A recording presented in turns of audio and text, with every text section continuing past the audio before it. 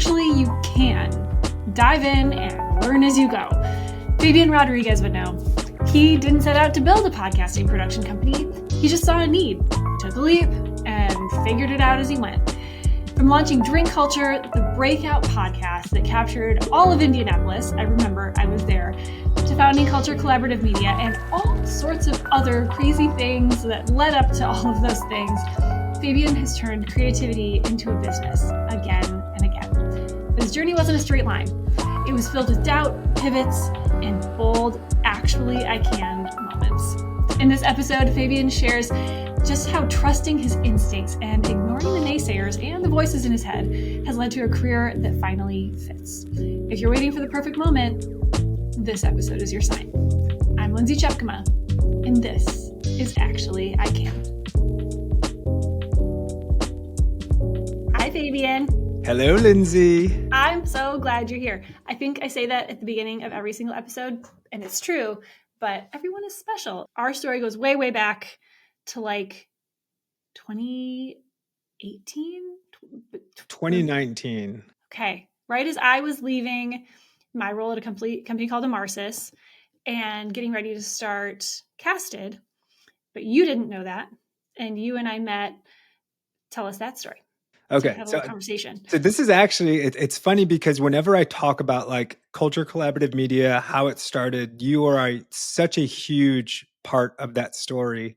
And we're going to get into a lot of it. So I'm going to like skip on some details, but I'll give the high level. I was working at a company called Perk at the time, and you had come in.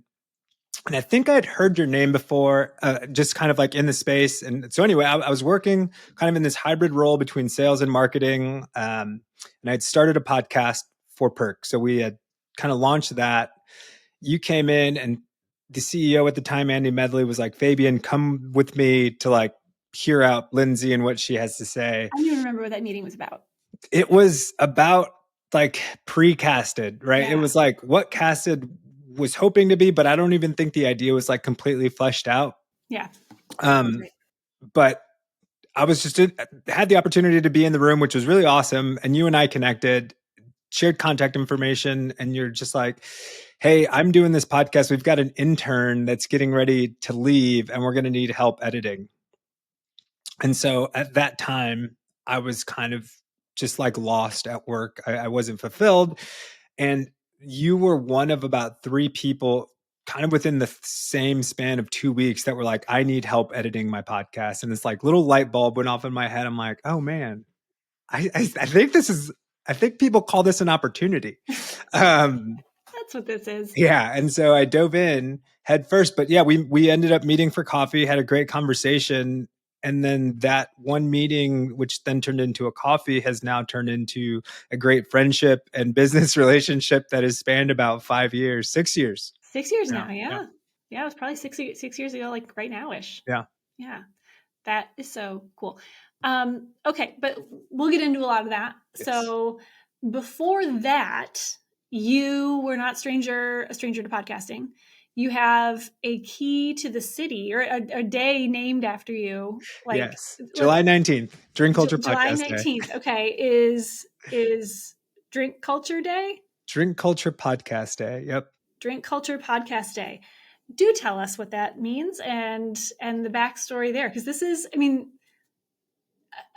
also make sure that you include the timeline, if you would, because this is not something that happens to everyone, especially then, maybe a little bit more now, yes.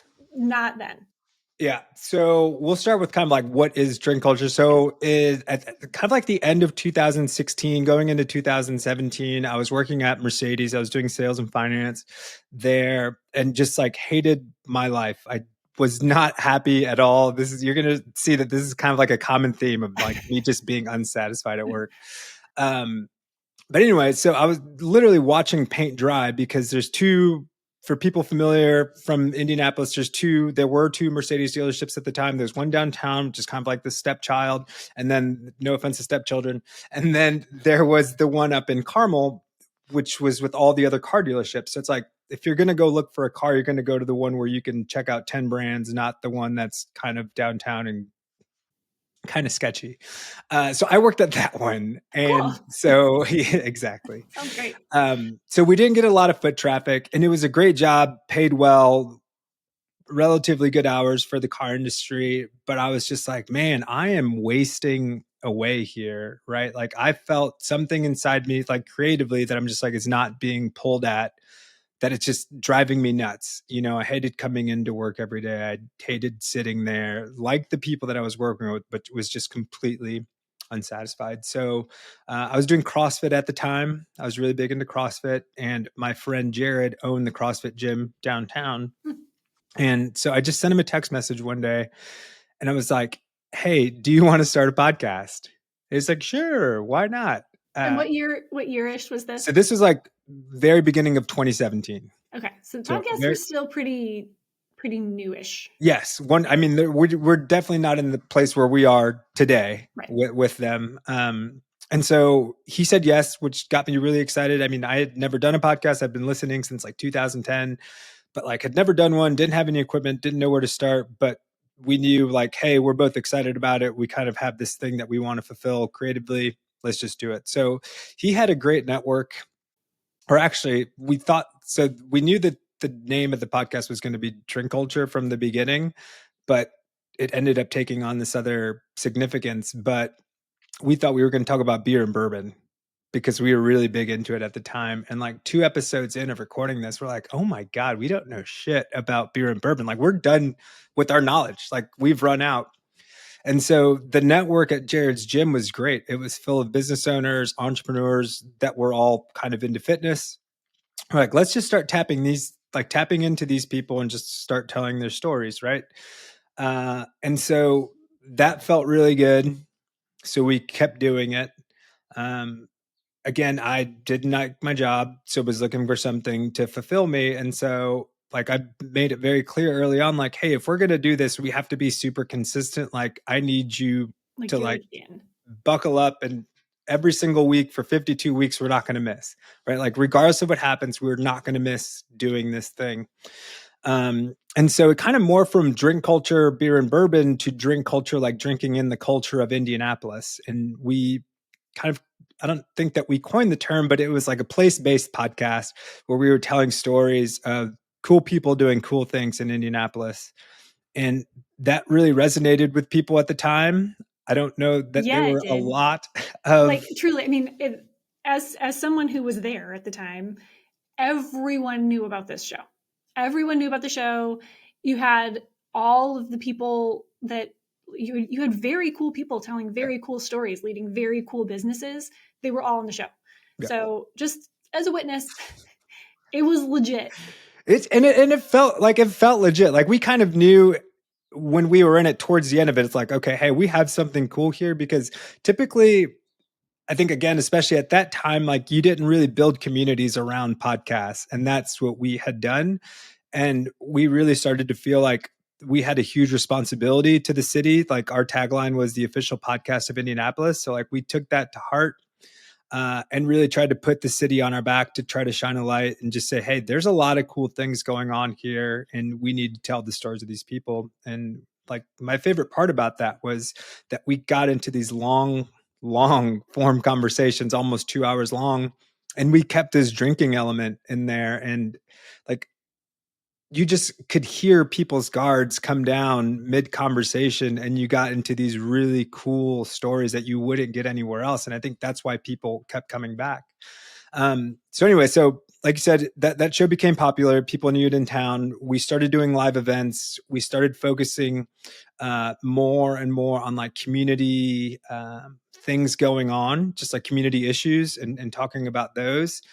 And kind of got the attention of people at the mayor's office, and they were champions of what we were doing because of what we were doing for the city. Yeah. And so we just put a request in for a day, and those don't just get granted to everybody who puts in a request. And they gave it to us. I'm like literally staring at the plaque right now.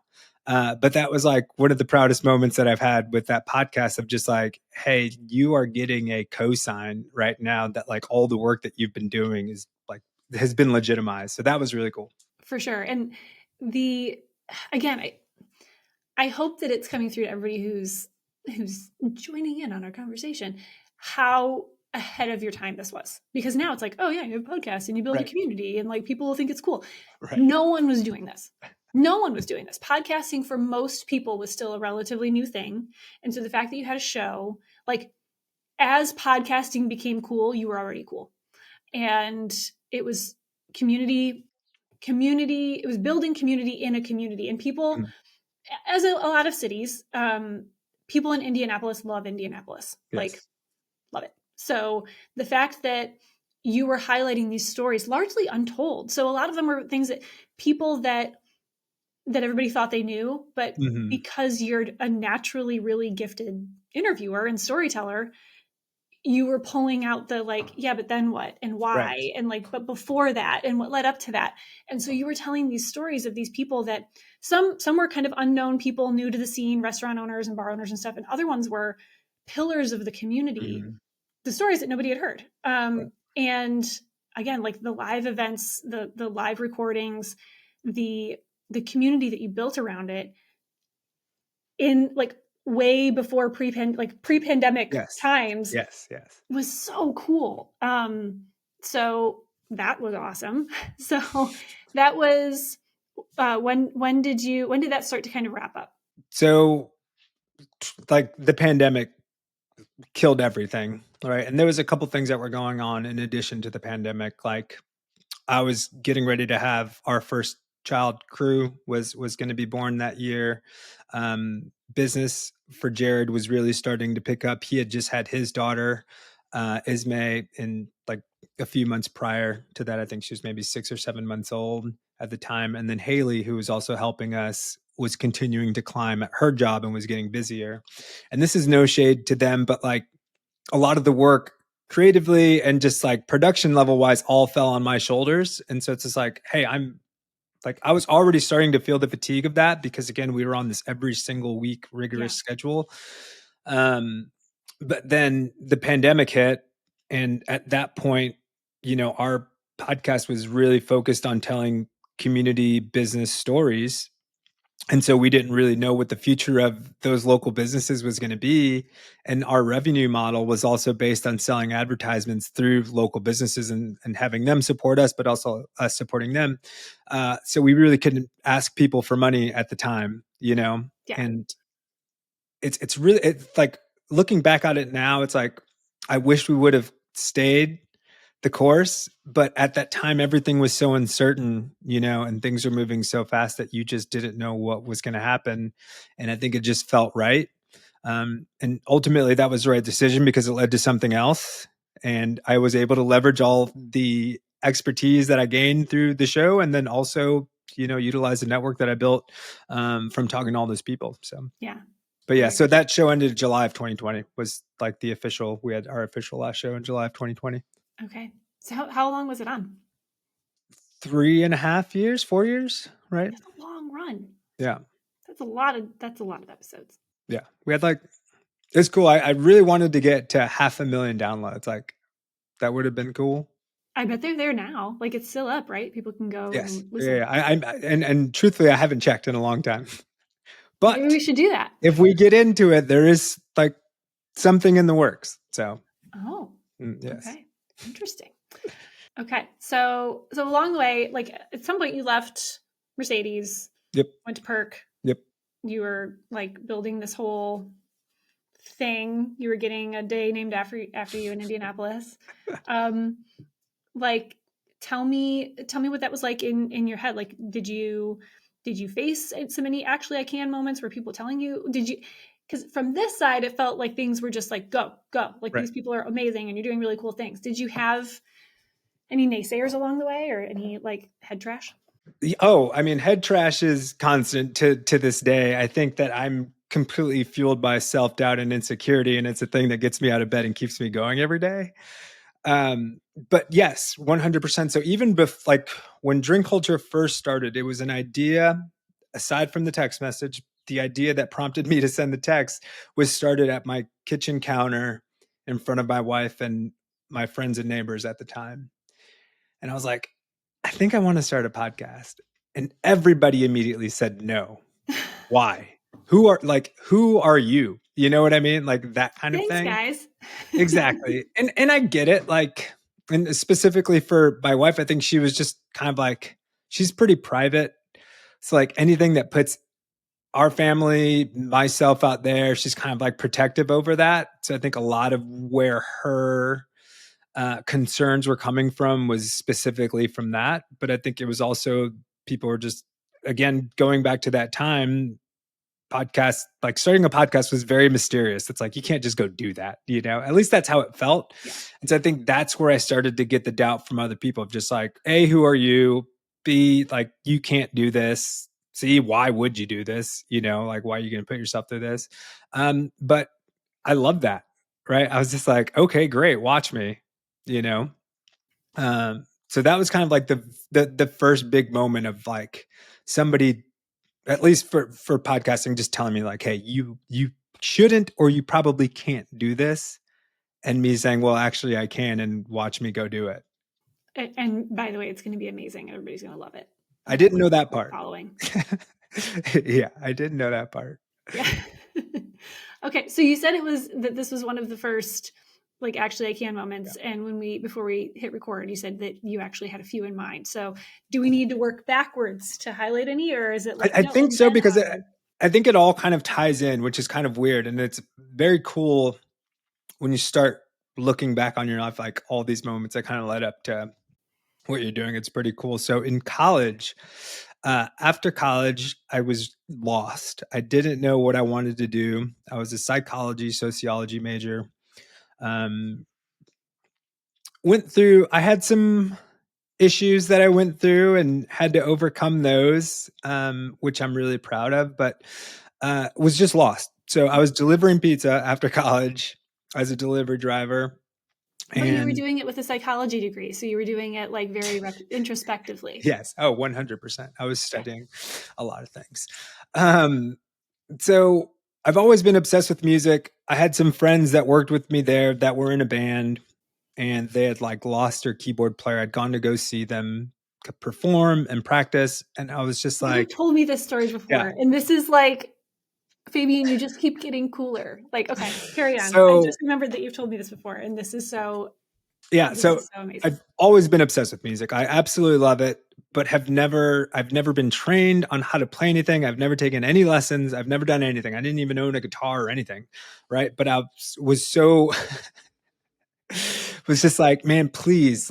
And this goes back to this need of always wanting to be creative or do something creative or just kind of like go against the grain in some sort of way. But I was like, please just like, let me play music with you guys. Like my contribution, while it may not be so musical at the time, will be like, I will get you guys shows. I will put us on the road. I will like make sure that we're playing in front of people. And so I think that was enticing to them. So they said, okay. What was their like? I'm like so excited for this story. So when you went to your friends who were in a band and you were like, please let me be a part of your band. And they were like, cool. What do you play? Yeah. And you were like, nothing. Exactly. Were they nothing. Like, I played nothing. What was their response? Were they like, I mean, maybe cool. Or were they like, no? Well, I definitely had to sell them on it.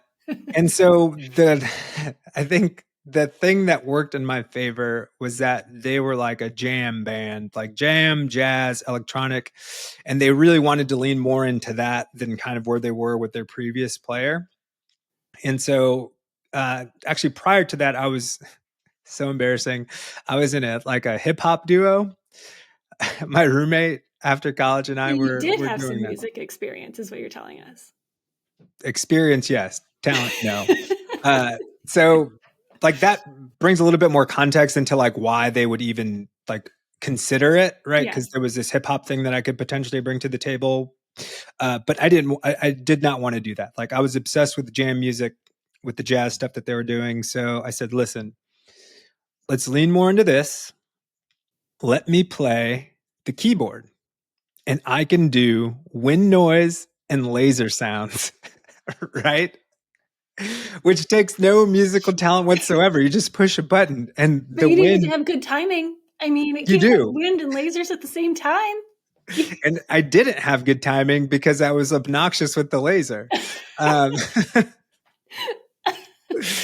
This is my favorite interview. So it's embarrassing because I had a $20 Casio keyboard from Walmart. I spray painted my desktop computer red and had a mini folding plastic table that I would bring with me to the show. And so I'm up there looking like an idiot, just going, trying to create ambiance. Oh my gosh.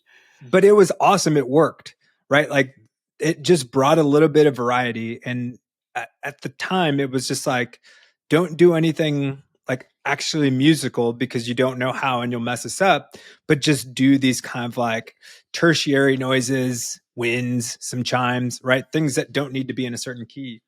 So that worked well. And then just through the process of playing and it being so improvised, like I eventually just kind of like taught myself, okay, if we're in the key of E, these are the things that I can play, right? And so I started doing that. And so to live up to my end of the bargain, I got in with a lot of the venue owners in Lafayette.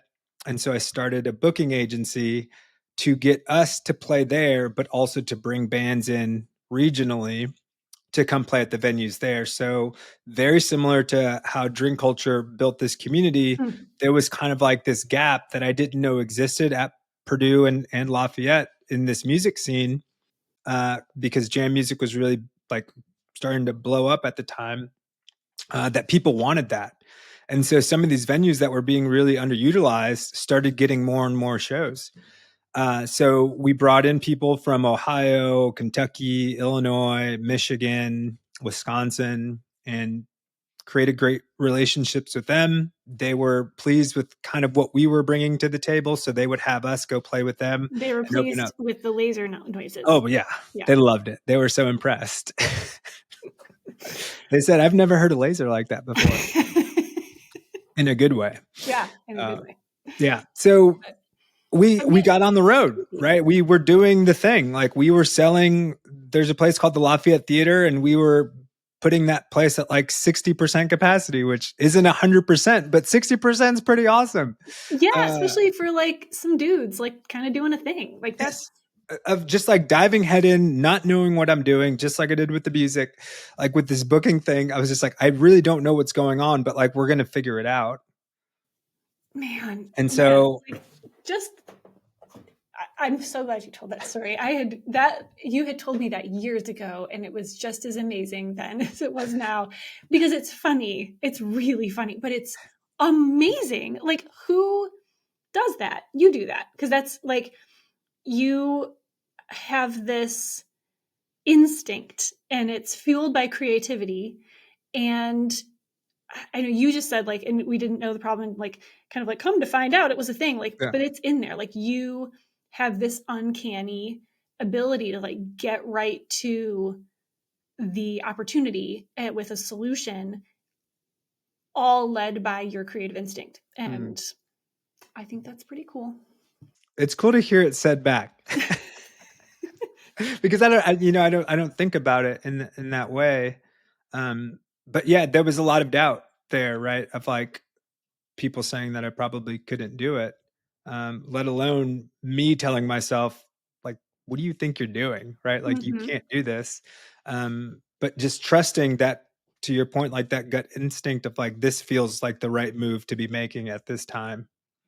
Okay. So here's, I don't know if you think of yourself this way, but you're like a several times over founder. Like you could call yourself like a 5X founder, and like, because it's true.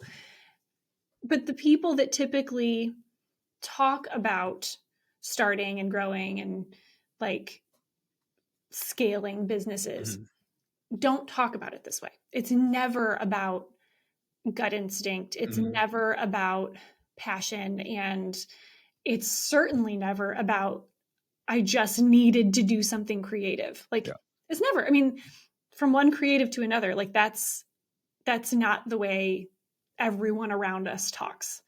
But you were like, no, I just had to do it. Like to the extent that it sounds like you overcame like immense like head trash and self-doubt to be like, yeah, I like so badly want to be a part of this band.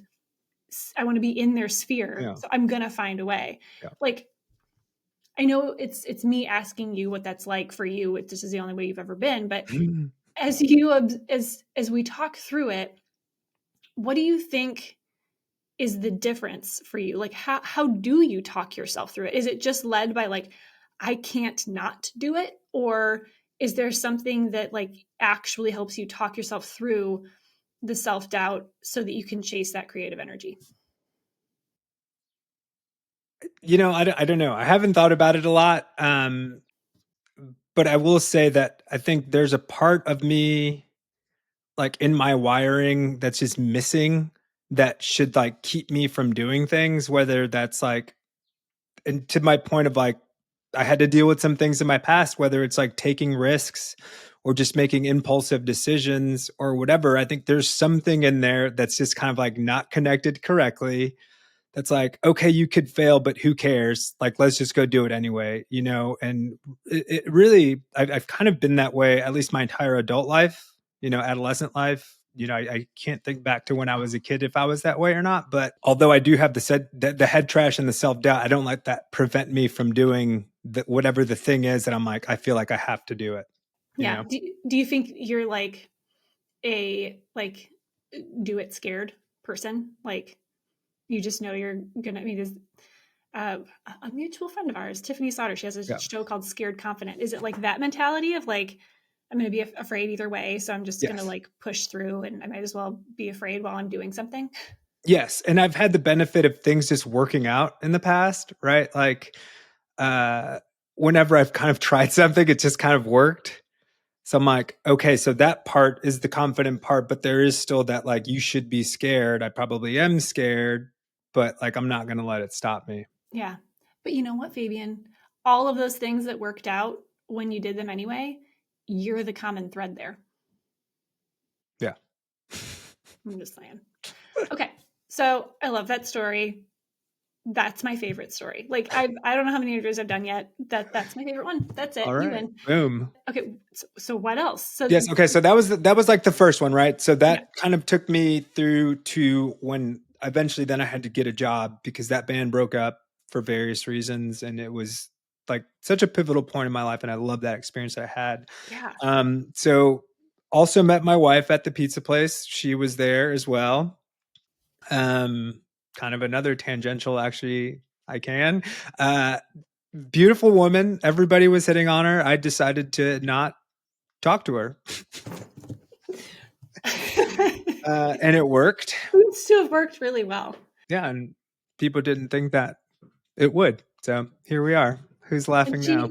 she is like, I think I've only met her a couple of times. Your wife is lovely. Like you have this Yeah. beautiful family and like some of the cutest kids I think I've ever seen. Thank you. So Thank you. apparently not talking to the cute girl worked out really well. Yes, she's incredible, and I couldn't do anything that I've done if it wasn't for her. And so this next one kind of leads into that. So she graduated. She's 4 years younger than I am. She graduated, moved to Indianapolis, got a job. I was kind of on the tail end of this band thing, and came and got a job selling cars at a used car dealership. That was terrible. My friend, whose family owned the Mercedes dealership, came to see me one day. I was like, dude, you need to get the hell out of here. Like immediately come talk to my dad. I can't guarantee you anything, but like, please get the hell out of here. And so I got the job there and worked there for 7 years. The last 2 years were when it got miserable. My manager, who I really loved and enjoyed working with, still probably one of the most important people in my work life, ended up leaving to go to the other store that I talked about. That was the nice one. The nice one. Yeah. And so that's when I was like, woke up and I was just like, oh my God, what am I doing here? Like we weren't thinking about children at the time, but working Saturdays, I was like, if I ever did have children, like this is not sustainable. Like, Yeah. the money was nice. And so you had kind of this golden handcuffs thing going on. But again, I was just like, I need to get the hell out of here, like immediately. And my wife values stability and security so much. She's just like, no, you stay your ass there because it's a good job. Like, why would you go look for anything else? Mm-hmm. And she's so like type A, like in the best ways possible, career focused, that like the creative stuff and the passion stuff, just like it's kind of foreign to her of like, why would you make decisions based on those things? Right. Yeah. And so she's worked in tech, like a tech recruiter for the last 13 years. And I would, that just, and again, in Indianapolis at that time, you go back to like 2016, 2017, there was so much buzz going That around.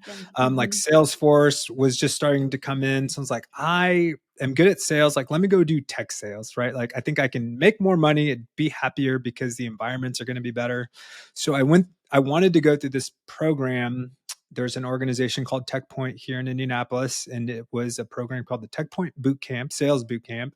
And it was for recent grads and career changers who wanted to get into technology sales, right? And there you go. SaaS, software sales. And it was like a 6-week program. You spent 2 weeks with multiple different companies. And then at the end of it, you were not guaranteed a job, but there was like a 95% placement rate.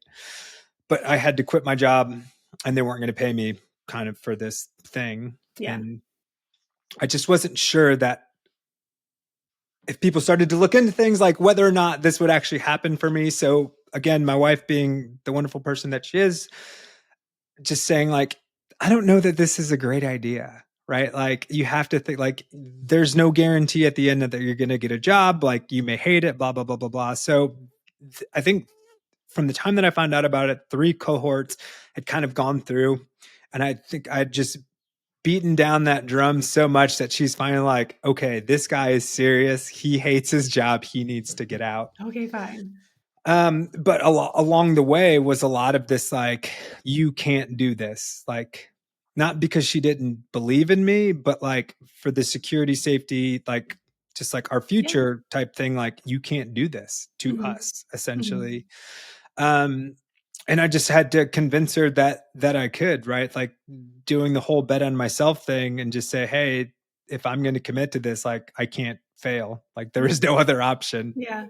Um, so that was kind of another moment, was having to leave a career from 7 years to go do something that was kind of just uncertain. Yeah. Unknown. Yeah. So went through that, got placed, got offers from all 3 companies that I interned with, and it ended up working at Burke, which kind of leveraged my experience in car sales because they were selling software to car dealerships. Yeah. Boom. Yeah. Isn't that wild? Okay. And then so I don't want to cut you off, but like Perk was good. Yeah. Perk was very cool to work at. But this thing came back of just like, I am not happy. Right. And I thought I would be. It had what I wanted, like an open workspace, like the freedom to kind of do what you wanted. There was beer on tap. There was a pink, like all the shit. It was a very cool company. I can attest to that. Yes. It was known as like a cool company. It was, doing cool stuff, very innovative. But, for as much freedom as I want, I do need structure. And I kind of refer to this as like, if I'm a farm animal, like I need to be living on this huge pasture, feeling very free to roam around. But at the end of the day, knowing that way off in the distance, there's this fence that keeps me in, right? Like I need some sort of guide rail because left to my own devices, I'm just like not efficient or anything, right? Like I have to have those guide rails. So I felt lost there. I didn't have a manager that was like the experience that I had with my previous manager at Mercedes. Just started to fall down that spiral of just like, what am I doing here? Why am I doing this? I started the podcast that I mentioned there, and that was like kept me in it for a while. But again, I was just like feeling, you get this pit in your stomach where the moment you walk in, you're just like, I can't be here another day. Right. I've been there. Yeah. And you can't shake that feeling. It doesn't matter what you do. It's just there. And once it's there, it's there. And it's the worst when it's, because of yourself. Like I've been there because of toxic bosses and bad workplaces and stuff. But when it's the I think it's a creative thing. It's like, whereas other people can be really happy in a situation, it's like, no, checks all the boxes. It's fine. I just can't do that. I'm like, no, but my creative energy and I've been there, and it's at least in my own experience, it's even more difficult when it's about you. Yeah. It's like, it's not this other person. It's not because I have a terrible whatever. It's like, nope, I'm there's something in me that's Yes. not getting what I need here. That's tough. Yeah. So I was there. That brings us to the convergence of us meeting and then a couple of other people kind of reaching out, because kind of at the same time as I was transitioning careers, drink culture was really taking off. I thought that was going to be the business that was going to pull me out of like working for other people. Ended up not being that. Eventually, I didn't know that at the time, but I saw the opportunity, right? Like, and I had taken a kind of a big pay cut to go work at Perk with the hopes of like eventually I'm going to make that plus more, which never happened. And so I said, I'm not making a lot of money right now. Like, I'm going to go not make a lot of money for myself. Yeah. Right. Like, it's funny how that works out sometimes. Like, if the bars, when you have the golden handcuffs that can keep you someplace that you're not supposed to be for a long time, and once those are finally gone, it's like, well, now I have freedom. Yeah. And so when we started working together and you asked me to send you a quote, that was like the most amount of money that I've ever asked anybody for. And you said no, but then we agreed to a great number. And I was like, okay, like, I think I'm like, if I can do this a couple more times, I'm going to be okay. Right. And again, my wife, who is just concerned with our future, was just like, you just left your job 18 months ago. Like, you can't do this again. Like, especially now when there's no safety net, like you're going to go try to start your own business. Like, that's nuts. Right. And so I heard her concerns, but again, it's like this thing where I can't stop thinking about it. I can't stop talking about it. And I think eventually it wears her down. And I'm also the type of person, like, I'm a 7 on the Enneagram. Like, I get excited by a lot of things, but then most of them just like go in the trash and I move on to the next thing. Yeah. It's like shiny object syndrome or whatever. And so she knows this about me, right? So I think there comes a certain point where I don't know if she's got her own little checklist of like, okay, he's mentioned it this many times, he must be serious.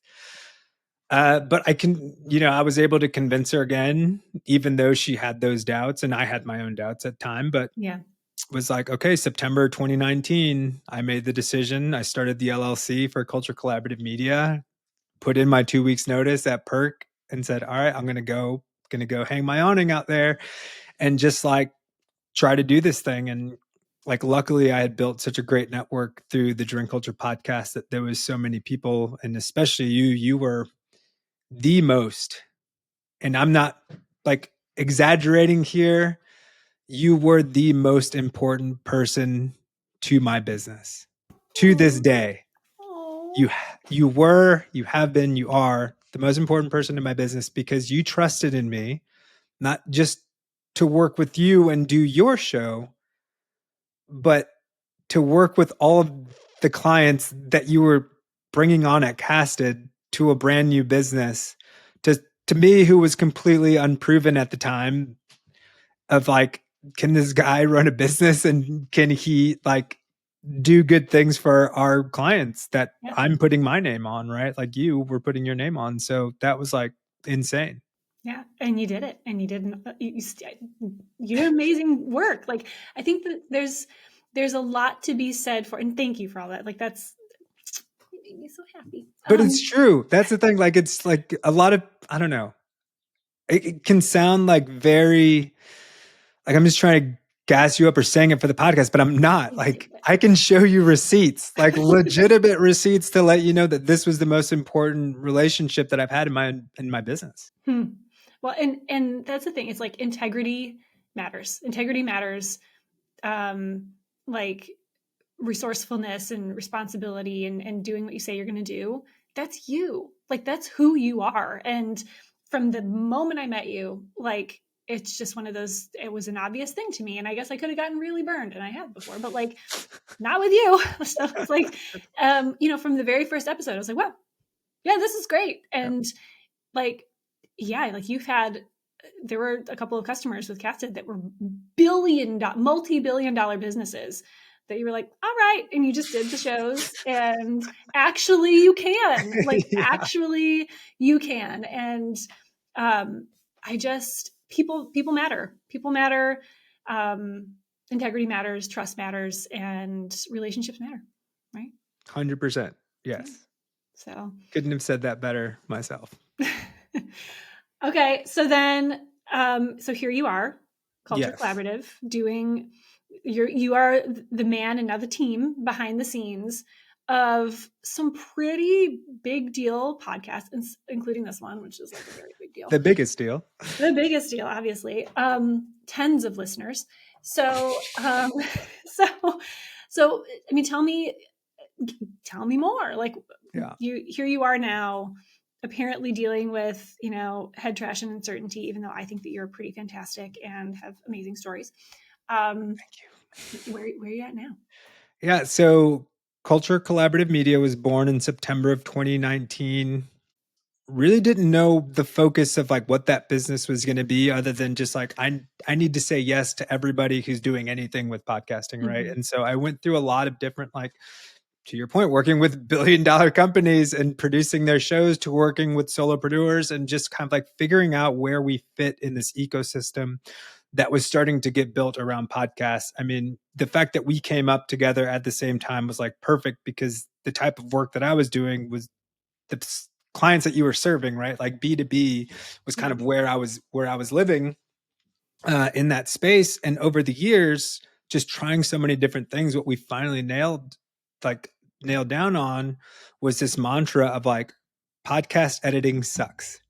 Nobody wants to do it, right? And I've said this before on LinkedIn, but like, nobody says I want to edit a podcast. You want to start a podcast, but nobody says I want to edit a podcast. Yep. And I just so happened to have years of experience doing it and was comfortable and was good at it, that I said I could build a business around this. And I didn't try to offer strategy. I didn't try to offer marketing, because it's not where I lived, and I didn't have a team around me to kind of help do those things. And the opportunities that I took to do that, I failed miserably, Yeah. and just did not like that feeling of like having to struggle every day and under delivering on things. So we came up with a very clear set of things that we do, and we edit, produce, and manage podcasts for businesses. You do it really, really well. And we do it well. Yes. Mm-hmm. Thank you. And so that's where we are today. And I've had the opportunity to work with all kinds of businesses, all kinds of people. Hired my first employee at the beginning of last year, and that's been incredible, just to have somebody else on the team to allow me to like try to grow it. But also just to have somebody else to talk to about the things that are going on in the business all the time. Because as a solo entrepreneur, you can attest that it gets lonely, Mm-hmm. and you need others to like bounce stuff off of. And it gets crazy in your head. I mean, things get all the ridiculous. time. Yeah. And truly, like, I'm not trying to be funny, but it is funny. The fact that you're editing podcasts now, do you ever think about the fact, like, those days of the laser and wind sounds, and like I mean, that was like audio engineering, kind of. All the time. Who I think about it knew? all the time, because like eventually I went from like playing those noises and like learning keys to actually producing backtracks that we would play over using software like Ableton Live and FL Studio. So it's just like, yes. And not to mention like microphones and sound quality Yes. and recording and all of the, like, even when I got started in podcasting, it was all virtual. And so I was like, I know how to do a good Riverside recording. Yeah. And you were like, oh yeah, but here's all and you would like show up with all the things to record in person. And like, who knew that you being so passionate about joining a band, even though you knew nothing about playing an instrument, would literally end up being what you're building a really successful business around now. Yeah. Actually, you can. That's just really cool to me. This is almost like This Is Your Life type of show. You know what I mean? And now we're going to have all of your friends coming around you. But okay, so you alluded to, in the last couple of minutes that we have, you alluded to some stuff that may or may not be coming. Anything you want to share? Oh my gosh, yes. So at the beginning of the year, I lost a huge client. And it was just like, this had never happened before. Like, you lose in services, you lose and gain clients all the time. But I had like a great 4-year relationship with one, and it kind of just came out of nowhere. So that was like, I was very unprepared for that to happen. and it like exposed this huge vulnerability in my business that I'm just like, oh, I actually need to think about sales and not just rely on like relationships and referrals, because Yeah. that's not how the business, like actual business world works. Um, so that really lit the fire underneath me to start. I'd had this idea to, I've always wanted to just create original content for Culture Collaborative Media. And ever since the Drink Culture podcast ended, I've remained great friends with Jared and Haley, and we get together at least once a quarter, and we're just like, man, we got to start this show back up, right? We never do it. I think we had three failed attempts at just like catching people back up, but it really didn't feel like the right thing. So anyway, was just like, okay, I've got some free time. You know, the load is a little lighter now that we don't have this client that we're servicing. So like now is the time to go all in on like, what does Drink Culture 2.0 look like? And so I've started having a lot of meetings with a lot of our, what I'm going to call power listeners, people that like really listen to the show quite a bit, would always give us feedback. Were guests on the show, you were fans of it, that have continued to climb the ranks in their respective companies, just to like find out where is the gap in the podcast landscape. And like I'm still, to my detriment, like still very like focused on this place-based idea, and I feel like it's so important, and I don't think that anybody's doing it to its fullest ability. Yeah.